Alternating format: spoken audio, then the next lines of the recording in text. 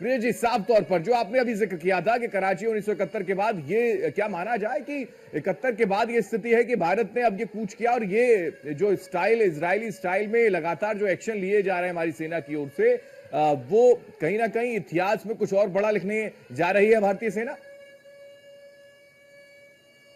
Hamas जैसा होगा तो पलटवार भी इजराइल जैसा होगा। एक के बदले 100 का सिद्धांत इजराइल में है और हमने भी अब तय कर लिया है कि तुम एक बेगुनाह का खून बहाओगे, हम तुम्हें नेस्तनाबूद कर देंगे। और उसी स्टाइल पर हम अटैक कर रहे हैं, उसी स्टाइल पर हमने वो किया। अभी भी देखिए, सबसे खास बात यह है कि अगर इस पूरी मॉडस ऑपरेंडी को समझिए कि जिस तरीके से 22 तारीख को जब अटैक हुआ था, उससे पहले हमास की वहां पर माफ कीजिएगा, ये पीओके में, मुजफ्फराबाद में एक बैठक हुई थी। उस बैठक में आईएसआई के अधिकारी थे, पाकिस्तान सेना के अधिकारी थे, कुछ आतंकी, खास करके लश्कर ए तैयबा के जो है आतंकी थे, और उसके साथ ही हमास के कुछ आतंकी थे जिनकी बैठक हुई थी। हमास के आतंकियों को लश्कर के आतंकियों के साथ देखा भी गया था। यह सबसे बड़ी इनपुट था। और जिस तरीके से अटैक किया, जो अटैक करना, धर्म पूछना, उसके बाद जो है आइडेंटिटी पूछ करके गोली मारना, इसी तरीके से अटैक जो है 7 जुलाई 2023 को हमास ने भी किया था, जब इजराइल के ऊपर हमला किया था। वहां के टूरिस्ट को निशाना बनाया गया था, 140 लोगों को हलाक कर दिया था। लेकिन उसे नहीं मालूम था कि अगर हमास की तरह हमला करोगे तो इजराइल से भी बुरा हश्र हिंदुस्तान करेगा। हिंदुस्तान शांति का पुजारी है। महात्मा गांधी कहते थे कि अहिंसा कमजोरों के लिए ढाल नहीं बल्कि ताकतवर का हथियार है। तो हम बिल्कुल विजय जी, मैं लौट रहा हूं। इस बीच एक और बड़ी खबर का रुख करते हैं। इस वक्त की बड़ी खबर, भारत को फिराइन हमले का शक। ये बड़ा अपडेट सामने आ रहा है कि फिराइन हमले का शक भारत को है। राज्य की सुरक्षा यूनिट भी अलर्ट मोड पे कर दी गई है, क्योंकि ऐसे इनपुट लगातार मिल रहे हैं। सघन चेकिंग के दरअसल निर्देश भी दे दिए गए हैं, यानी कि सुरक्षा के लिहाज से बहुत बड़ी जानकारी। भारत को फिराइन हमले का शक है और सेना इस तरफ काम कर रही है और लगातार सुरक्षा व्यवस्था उसी दिशा में, सुरक्षा की यूनिट उसी दिशा में अलर्ट कर दी गई है।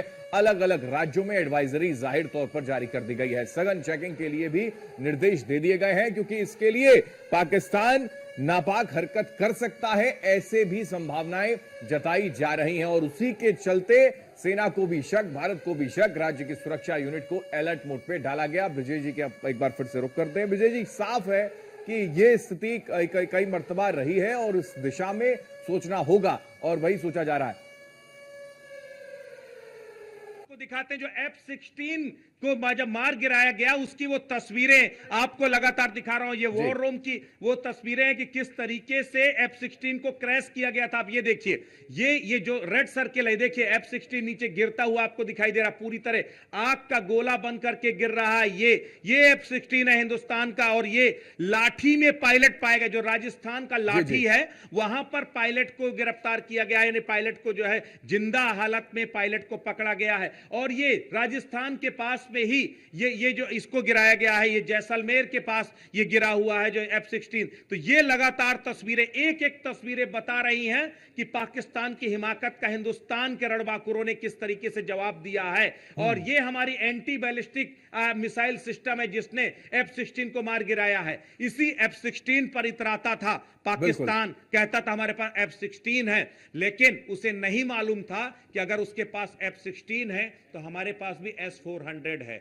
हमारे पास भी सुदर्शन है। और सबसे बड़ी बात यह है कि जिस तरीके से नेस्तनाबूद किया F-16 को, 2 JF-17 को जो है, इसको अभी JF-17 का मलबा तलाशने के लिए भी जो है कोशिश की जा रही है। आप सोचिए कि किस तरीके से 1 घंटे में पाकिस्तान ने ताबड़तोड़ अटैक किए और अब रिटेलिएट किया, उसके हमलों को पूरी तरीके से न्यूट्रलाइज किया। और अब हमने जब अटैक किया है तो पाकिस्तान त्राहिमाम कर रहा है, पाकिस्तान में हाहाकार मच गया है, पूरे पाकिस्तान में ब्लैकआउट हो गया है, पाकिस्तान में लॉकडाउन की स्थिति है, कर्फ्यू लगा दिया, कह दिया कोई बाहर नहीं निकले वरना अपनी जान की खुद हिफाजत करे। वही आतंकी जो है भारत में आकर के जो है यहां पर जो है बेगुनाहों का खून बहा रहे थे, वही बिल में घुस गए हैं, बंकरों में घुस गए हैं। पता चला है कि आतंकियों ने अपने बंकरों में सारे आतंकियों को छिपा दिया। तो कुल मिलाकर के ये जो स्थिति है, और भारत